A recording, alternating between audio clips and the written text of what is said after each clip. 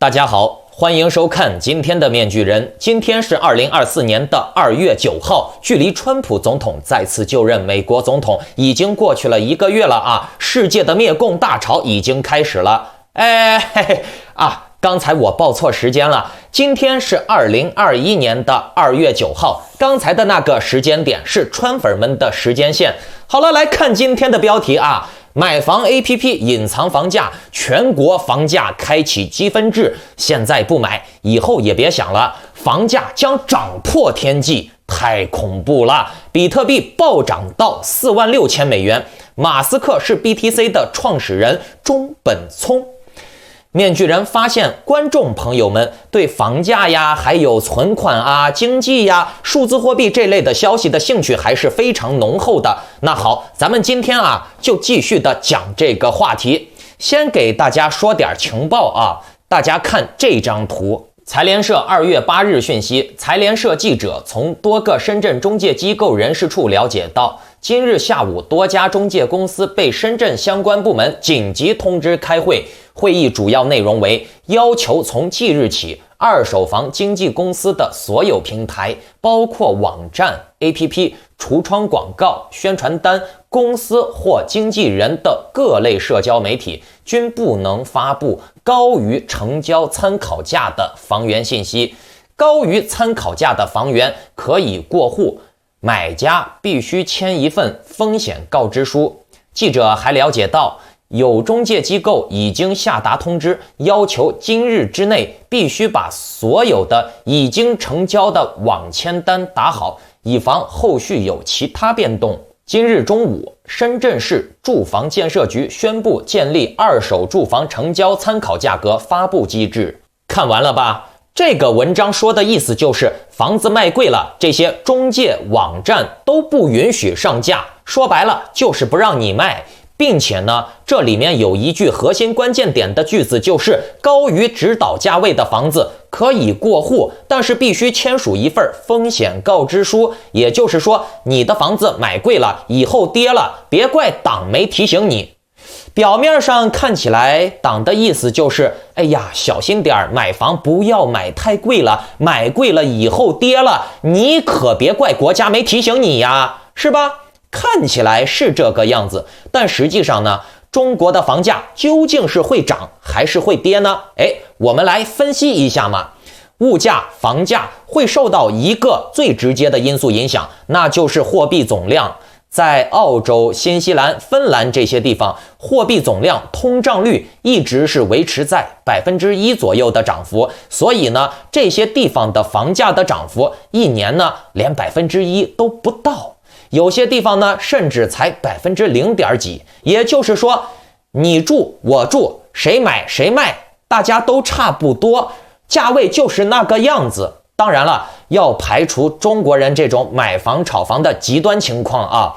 国外呢，他现在买卖房屋、租赁房屋都是通过中介，并且呢，这个中介他受国家的监管的，监控的比较严格。说到这儿了，就肯定有人会想了，外国监控房价就没问题，为啥中共监控就不行了？大家你们想一想嘛，在国外政府搞出事儿了，老百姓可以告政府，实在不行就搞游行，甚至是罢免官员，对吧？你在中国哪个官员把你欺负了，哪个官员做坏事了，你老百姓能怎样，对不对？官员把你欺负了，没打你都算好的了，你老百姓还敢装逼，还敢反抗，欺负你就欺负你，对不对？老百姓能把官员告了吗？老百姓能把官员罢免了吗？显然是不行的。所以说呢，并不是民主双标，而是中共双标。中共要了绝对的权利，却不履行绝对的义务。所以呢，国外人家政府管控，实际上呢，就是帮人民管控。如果政府管控的不好人民就可以动用选票，把这些官员选下去。所以呢，选票是直接可以控制住这些官员的政策和行为的。刚才说到了，货币量是影响房价的关键因素，对吧？那中国的 M2 在2018年的时候就已经超发了177万亿了。M2 的意思就是指流通于银行体系之外的现金加上企业存款包括这个生意资金呀储户存款呀，这些活期存款，懂了吗？这就相当于是活钱，它包括了一切可能成为现实购买力的货币，也就是说你这个钱随时都能用来花的钱才叫 M2。M2 通常反映的是社会总需求的变化和未来通胀的压力状态。其实中国的房地产已经在某种意义上算是 M2 了。老百姓的可支配资产有相当大的一部分是存在房子里面的。如果房屋的买卖能够正常的交易，房子就等于 M2。可是呢，如果房子不能够正常流通的话，这些锁在房子里面的钱就等于是没有了，消失了，一文不值的。政府用超发的钱把基建搞起来了，把房子盖起来了，那老百姓赚到了这些超发的钱，纷纷又买房了，对吧？于是呢，这些超发的钱又被锁在房子里面了。共产党呢，就等于是空手套了白狼，把啥都搞起来了，并且呢，钱等于没有超发，等于没有变多。为啥？多印出来的钱等于是锁在房子里面了，并没有流入市场，所以呢，物价才没有疯涨，懂不懂？钱多了，物资没有变多，那物价肯定涨。那中国的房子就相当是一个蓄水池，解决了货币超发和基建的问题。由于货币的总量没有真正的被反映出来，所以呢，目前中共才能维持这样的一个物价上涨速度。但即便如此，中国的通货膨胀率还是以每年至少 15% 以上的速度在飙升。虽然呢，中国官方报的中国的通货膨胀率是每年 2%， 但是呢，这个数字我相信但凡是有智商的人都不会相信的，对吧？所以说你说中国的这个通货膨胀率能跟欧洲一样，能跟澳大利亚一样，每年只有 2%， 瞎子都能感觉出来，聋子都能感觉出来，对吧？共产党他把钱锁在房子里面可以抑制物价，间接的说明了高房价其实是为了保护屁民有口饭吃。所以呢，房价必须还是要涨的，房价不涨的话，这个蓄水池它就不能继续吸收这些多印出来的资金了，懂了吗？但是呢，这个房价又不能涨得太快，涨太快的话，大家可能会想了，房价涨是好事呀，房价涨得快，这个蓄水池能蓄的水就更快更多呀，对吧？但是呢，你们想想房价涨得太快就会导致房子的交易速度增加。房价涨得很快，想买房的人他看到了房子涨得如此之快，会更加忍不住的想买房。而房价涨得快，这个房价快速涨到了持有者的心理价位的时候，持有者又会想出手，买房的就会想买，卖房的呢就会想卖，于是呢，交易的速度就上升了。那卖房的人，持有者，他想卖，他卖了以后就等于说把这个蓄水池里面的钱给套出来了。而这部分人呢，他套出来的是蓄水池里面的泡沫资金，并且呢，把这些泡沫资金套出来了，变成了真金白银，并且这部分人把房地产里面的泡沫资金套出来变成真金白银了以后，他大概率是不会再去买房了，更多的可能是直接举家移民，把钱转移到海外了。那这显然不是共产党想要看到的情况，并且呢，很多人看到房价快速上涨，他会忍不住想要入场，但是呢，他又没有那么多的钱，咋办呢？于是呢，很多人就会选择贷款、刷信用卡、借，并且呢，中国现在的民间流通资金超发量也是很大的，不然呢，不会有那么快的通货膨胀速度的。所以呢，这些硬着头皮买房的人，对于消化泡沫是没有好处的。再结合套现离场的人，此消彼长，泡沫反而会进一步加大，并且呢，就更加的没人把钱放在实体经济上面了。店可以不开，生意可以不做，买房才是最重要的。对不对？那中国就会出现畸形的经济，头重脚轻，直到最后崩溃。所以呢，国家现在出了一个什么指导价，并且呢，各大房地产交易网站 APP 隐藏了房价，目的就是减缓交易速度，懂了没？并不是说它要抑制房价，房价跌了对共产党没好处，房价只能涨，必须涨，而且呢，要不停的涨下去。所以说，共产党现在呢也是非常的有必要啊，减缓房屋的交易量、交易速度，并且呢不能让房贷的规模再扩大了。中国的房贷规模已经超过了27万亿了，实际上的数字可能远高于这个数字啊，因为中国人买房都是七大姑八大姨啊掏空6个钱包一块凑钱买的，对吧？那这个数字是远高于美国人的房贷规模的，并且呢，你想嘛，你的房贷规模超过了美国人的房贷规模，但是你中国人的收入和美国人的收入比起来，那真的是天差地别，对吧？说到美国了，实际上呢，共产党现在控盘中国的房价，很大程度上就是借鉴了美国的经济经验。共产党是非常善于伪装和学习的政权，所以呢，美国很多的东西就被中共拿过来用，包括美国的一些经济治理逻辑。这个呢，咱们等一下再给大家解释，因为你想理解这个问题，你就要明白中国现在是怎么锁盘房价的。给大家看个报道啊，从这里面咱们就可以抽丝剥茧的来梳理出真相了。上海新年打响了楼市调控的第一枪以后，几乎是一天一个政策的节奏，赠与、更名、法拍房、假离婚等漏洞逐一被堵上，严格管控信贷管理，调控持续升级，从严抓紧。看到没有？可以说共产党把你能想到的房屋流通方式都给堵上了。来，咱们继续看新闻是怎么说的啊。近期沪10条正式落地，备受关注的无房家庭的界定、新房摇号操作细节得以明确。名下无房且5年内无购房记录的刚需可以优先加分，同时呢，也给之前被误伤的改善型购房者留了一道小口子。作为一名实实在在的上海刚需，看完上海新的摇号积分制度以后，我感觉还是很满意的，整个调控非常的精细。好，这个新闻看起来说的是给无房的人增加了什么加分，容易买房，对吧？但是大家想一个逻辑啊，你说这个房子的积分制度如果是用来限制有房的人买房的话，那你就直接专门针对有房的人来打分就行了吗？没房的人就不用打分了吗？想买就买，不想买就不买嘛，想买他就买，不就得了吗？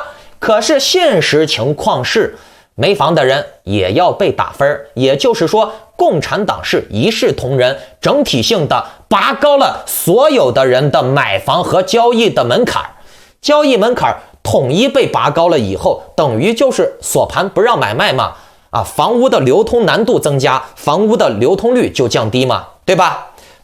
不让买卖就意味着什么？你知道吗？不让买卖就意味着不会出现恐慌性抛售，不让买卖就意味着房价不会崩盘。买卖都不能卖了，你这个价位也是空谈嘛，肯定不会崩盘嘛，对不对？你想便宜卖，你也卖不掉。总的来说呢，买房这个东西，你想嘛，有钱的人、有权的人这些不缺钱的人，他当然不会缺买房的路子的啦，他照样会买，该买还是买。穷人买房呢，则会越来越难。为什么不给穷人买房呢？你们想一想，为什么？来，我告诉你，因为穷人的经济体量小，穷人受到压力了以后，他很可能就会扛不住压力而去考虑卖房子。而且呢，穷人他很多是通过贷款借钱来买房的，并且呢，一般来说，到现在还没房子的，要买首套房的人，大概率就是穷人。穷人买房则有可能会把国家的韭菜给割了，富人买房呢，绝对是富人被国家割韭菜。为什么呢？大批量的穷人贷款买房，那如果说这个贷款爆雷了以后，那一爆就是爆一大批量的人那国家没有收到这个买房的钱，结果呢，这个房子就烂掉了，对不对？那富人买房对国家来说没有风险，富人的钱多呀，对吧？富人很好割的，瘦死的骆驼比马大，应该能理解吧？好，我们来看看国家的这个积分制的一系列的细则啊。户10条最大的亮点就是新增摇号计分制，包含基本分和动态分2大项。已婚上海户口，名下无房且5年无购房记录，社保缴纳年限长的可优先加分。利好真正的刚需，基本分最高60分，包含家庭、户籍、住房状况、在户购房记录4个基本项。动态分的部分由缴纳社保的月数和对应的系数相乘而来，最高可达52.08分。最终得分呢，由基本分和动态分相加而得出，总分呢可能会超过100分。以下呢是具体的计算方法。第一，基本分里面呢分了4个小类啊。一、家庭，认购对象为夫妻的更有利，可加10分。如果是未成年人、成年人未婚、离异、丧偶，均为0分。这条呢明显是对于家庭结婚的更有利。之前呢，为了买房假离婚，以后呢，就可能会为了买房而结婚了啊。说白了，就是为了促进你们结婚，增加人口繁荣，对不对？第二，户籍，上海户口可加10分。家庭认购时，夫妻双方有一方必须为上海户籍，若均不是上海户籍，此项不得分。由此可见，上海户口还是很重要的。第三，住房状况。住房类除了商品房，还包括共有产权、公租房等保障性住房。这个地方啊很重要，公租房也不行，并且呢，面具人我都怀疑啊，以后共产党会把宅基地加入进去，有了宅基地也不能买。名下在上海无房可加20分，有1套房可加5分。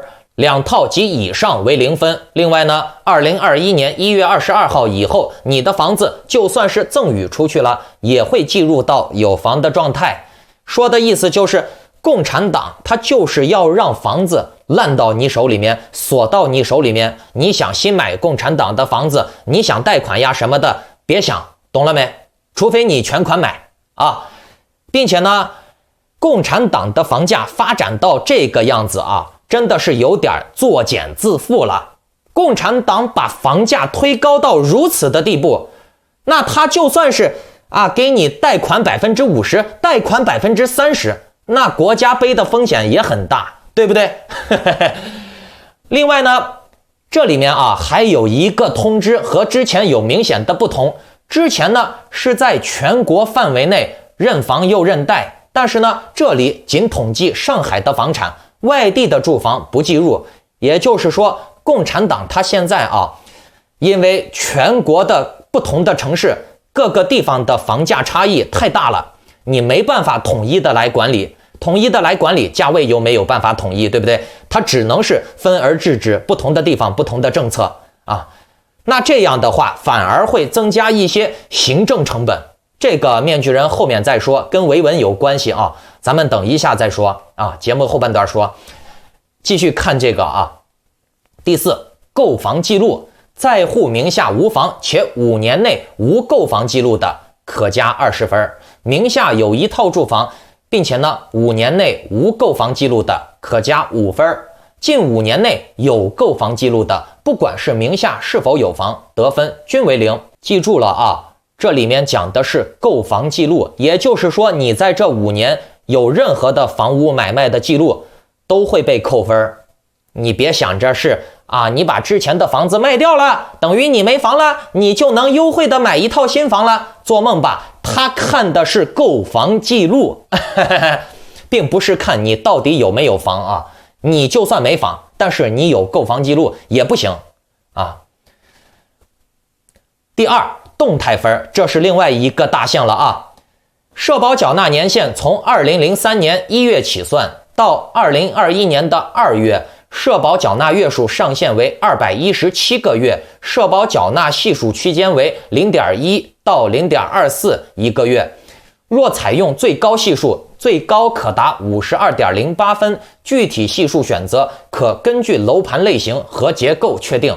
那这些算法啊，就可以无限的细化下去，里面有几个厕所呀，算多少分呀？总之呢，这个分可以无限的根据共产党的要求来调整。那新规实施以后呢，今日开启认筹的3个新盘啊，系数均为0.1分一个月。若以一个家庭的名义来认购，社保缴纳年限可按照社保缴纳月数最高的一名成员来计算，取其最高者。如果是2个及以上的家庭认购，则按照社保缴纳月数较低的家庭计算，取其低者。也就是说，穷人家庭想攀富人家庭也不行啊，按照穷人家庭来算。你别说是你跟富人一勾兑啊，富人能用你穷人的名额来优惠买房，甭想了。你能想到的，共产党都已经想到了，不然呢，这些谋士呀、学者呀、这些高官呀，吃干饭的吗？他们满脑子就是想的怎么保财，老百姓也想的是怎么保财，但是老百姓的认知能力、信息获取的渠道和这个智商，当然和那些权贵不在一个水平线上面嘛，对吧？然后呢，这个文章上面提到了如何参与啊，上面说了有3步确认资格。新房摇号规则明确以后，采用计分制的规则，分别为认购、打分、摇号3个步骤。第1步，认购。购房者在新房认筹时，听好了啊，这句话很关键。他说的是新房认筹，这和现房是2个概念。新房认筹等于是你筹集资金才让人家开始盖房呢，距离你拿到房子还有好长时间呢。那你算算现在的房价涨幅和通胀率，你亏不亏？你自己应该能算来，对吧？来继续看啊，提交证明家庭户籍拥有的住房状况，5年内在户购房的记录以及在户缴纳社保的相关资料，初步计算以后打分。第2步呢，就是打分。填报完成了以后呢，市房管局、民政局、社保中心等机构进行联网核查，复查以后得分，按照房源数量的130%的认筹上限，确定入围分数线，大于等于入围线的所购对象可以参与摇号。第3步呢，就是摇号了。确认了入围摇号的名单以后，满足条件的入围者可以按照正常程序参与公证摇号。根据买房群的一个统计，已经有4466人参与，大部分人的得分在50到60分这一区间，60多分的人差不多可以排在前30%的位置，取得摇号的资格应该是没有太大的问题的。看完了吧？规则设计的很复杂，这个分那个分，可是啊，等你把这个分凑齐了，好几年又过去了。按照这个房子的上涨速度，几年过去了以后，你还是买不起。到那个时候，面具人，我上次节目不是说了吗？共产党把现有的房屋给你弄成负资产，并且呢，也不让你卖，就是想要憋死你。你有钱的没钱的，你只能进不能出，懂了没？要么你就买新楼盘，把钱直接从一手渠道放到国家的水池子里面。二手房呢，你就洗洗睡吧。这个积分制呢，可以大大的削减没钱的人去入场买房，并且呢，会给老百姓一个房子一票难求的繁荣假象。稳住手里面有房的人，你居住5年，你可以买房。可问题是5年以后了，你更买不起房。5年以后买不起房的人就更多了，那有房的人就会更加被锁盘了，对吧？更加的卖不出去了，对吧？共产党他就是在拖时间，在拖住的这段时间里，共产党就可以大兴他的土地兼并、公社化。以后呢，通货膨胀再持续，穷人呢随着时间的推移更加买不起房，那怎么办？穷人只能租房。于是呢，自然而然的就开辟了一个租房的市场。刚好呢，富人的这个房子放在那里也是一直在贬值的，对吧？那不如租出去。可是呢，租房以后私人肯定是不能租房了，懂了没？蛋壳公寓的暴雷就是一个预演，交给党来租房子最放心。你私人怎么租？你私人租房，以后共产党立个法说是私人租房是违法的，你怎么办？只能通过共产党来租，对不对？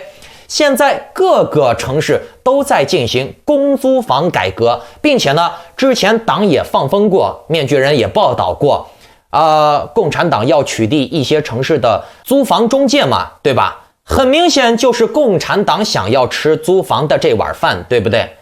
并且呢，共产党现在非常积极的正在进行公租房改革。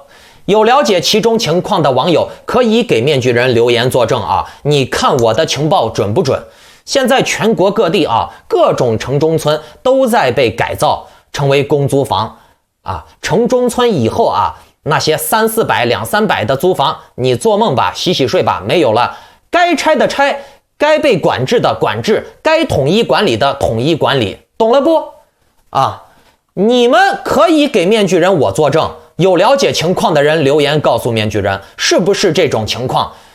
那共产党这样搞了以后，于是呢，整个房地产市场，它会在不远的几年内啊，当共产党完成了数字货币，完成了公租房改革了以后，整个房地产市场就会彻彻底底的被共产化，有房没房的都要割，房转租了以后，之前的房地产泡沫等于是强行的被一笔勾销了，租金再给你抬上去一些，让你们这些房主多少有点数字货币的收入嘛，对吧？日子还能过得下去，是不是？那你底层也别光想着买房了啊，租房不是更香吗？对吧？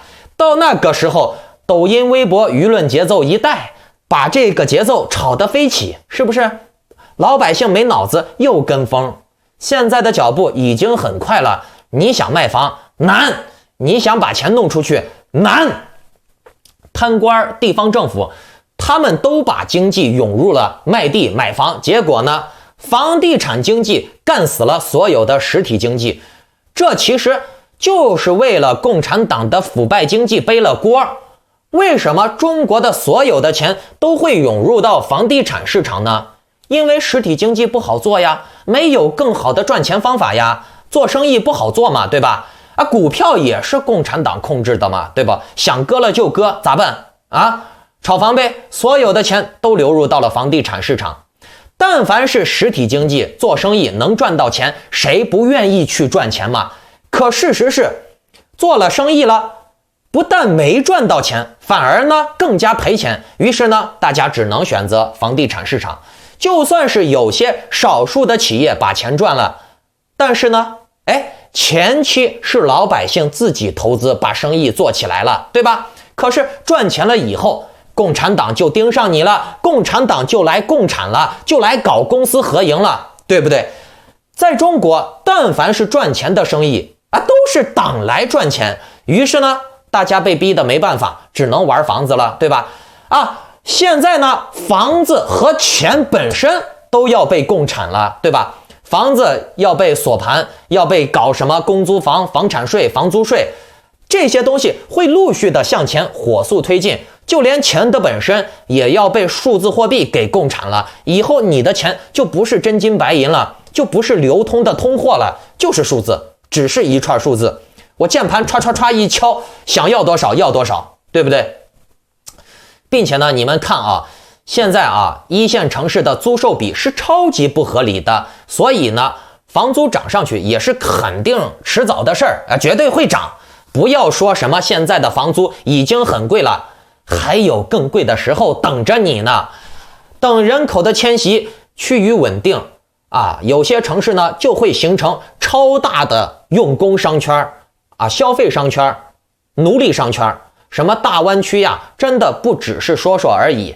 你别觉得共产党搞什么大湾区，搞什么一带一路都是闹着玩的，那是这些大外宣在骗你们的，给你们打麻药呢。共产党他举国之力，他搞这些东西，他自己能没有自己的精算师，能没有自己的建筑师，没有自己的证券分析师？傻吗？对不对？你要是觉得共产党傻，那是你傻那为什么共产党要搞这些事情呢？他当然是有利可图呀，对不对？利从哪儿来呢？底层的可怜人，是不是啊？所以呢，你看共产党，他现在他为什么正在制衡超大城市的户口？因为他不是说不要人进来，他是要人慢慢的稳步的进来，他不能说是为了稳定这些一线城市的繁荣，而直接让2、3线城市的人崩了，对不对？进得太快容易出乱子。等这些人慢慢的迁徙完了以后各个城市的商圈呢又会进行分化，类似于1环、2环、3环、4环、5环、6环、7环、8环，环越往外就越是底层，就可以分化出城市富人区和城市贫民窟。所以呢，钱还是会继续的往房地产跑，因为这是共产党的统治形态决定的。所有的商家私营经济全部都要被共产，那你说你投资做生意最后被共产，那还不如买房子呢，对吧？共产党真的是变态，啥便宜都要占，啥好处都要揽，啥钱都要赚，刚好呢就碰上了傻子民众中国人愿意被割。但是呢，你们想一下，凡事都有个度，只不过呢中国人的底线低一些，忍耐力强一些，但是忍耐力它再强，它还是人呀，对吧？只要是人都是有忍耐极限的，你别说人了，牲口也是知道反抗的。共产党的贪婪呢却是无底线的，人是有极限的。共产党他贪婪无底线，他肯定会不停的割韭菜。你见过哪个贪官不是越贪越多？所以呢就形成了共产党贪婪要割韭菜，于是呢韭菜就割得越来越狠，他割得越狠，他维稳的消耗也就越大，他维稳的消耗越大，就必须割得更狠。这个庞氏游戏玩到最后，就是看你底层能扛多久。你底层迟早有扛不住的那一天，除非呢共产党直接把人的生物属性降到最低，把人变成机器人。但是呢在那之前，中国人肯定还是要被盘剥呀，房价还是要涨呀，泡泡还是要吹大呀，想在这里面捞钱的人还是会越来越多呀。这是今天讲的房子的事儿你们听完了这么多，你自己考虑，你到底该接下来怎么处置你的资产。当然了，有些话我不能在节目里面说太明白。不仅如此，面具人想提醒一下大家共产党的围堵是全面性的，你别以为你想的东西共产党想不到。现在很多杀招共产党还没放出来呢，比如加密数字货币、比特币、狗狗币、以太坊之类的，对吧？比特币这几天又创了新高，2月8号比特币迎来了一个18%的涨幅，直接超过了4万美元。长线持有的人都赚了，但是呢短线持有的人如果遇到了强烈震荡的，没沉住气的，把比特币抛了，那肯定已经是拜拜了，亏了，对吧？到了今天2月9号的时候，比特币已经涨到了4万6美元了。为什么比特币又会出现了如此巨大的涨幅呢？因为特斯拉的老板马斯克，特斯拉发布了最新的财报，里面公布了特斯拉持有了18亿美金的比特币，并且呢将继续推动持有。这个财报呢已经通过了 SEC 的审核，证明这个事儿是真的。于是呢这个消息对散户造成了极大的提振，直接推动了比特币的暴涨。那大家肯定会想也有人会眼红说现在是不是入手比特币的时候呢？是不是持有比特币的好时机呢？那面具人我想说之前做比特币的心大的人能稳到现在的长线持有的肯定是赚了。但是呢继续往下长期持有的话，面具人我个人认为我感觉随着疫苗的开放，资金活跃了以后，实体经济肯定会提振。到时候呢很多人他处于需要用钱、需要投资、需要做实体经济的需要会把比特币抽出来一部分。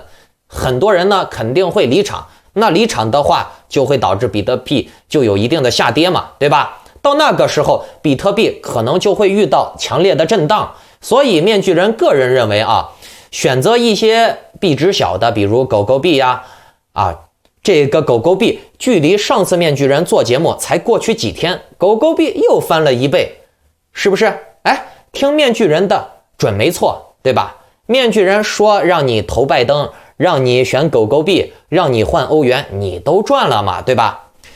但是呢，狗狗币这中间也是有坑的。你们玩加密货币，你以为共产党不知道吗？就拿特斯拉来说，马斯克最近频频喊单，敦促大家玩加密货币，甚至马斯克自己的推特封面都已经改成比特币了。但是大家知道吗？中国是比特币最大的市场，于是呢，你们懂的，马斯克喊大家买数字货币，结果呢，就会导致中国的民间财产流失。那你影响到了共产党了，懂了没？